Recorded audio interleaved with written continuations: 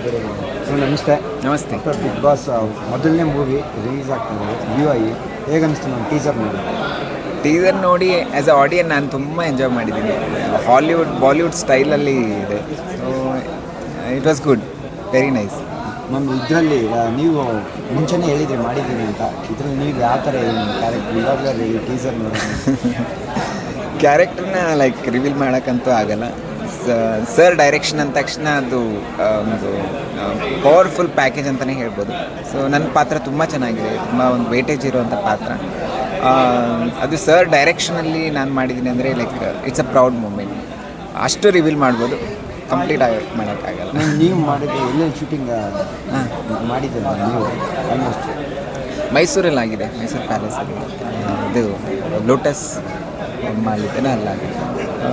So ತುಂಬ ಕಡೆ ಈ ಬೆಂಗಳೂರಲ್ಲೂ ಆಗಿದೆ. ಯೂಶ್ವಲಿ ನೀವು ತುಂಬ ಟೀಚರ್ಸ್ ನೋಡ್ತಿರ್ತೀರ.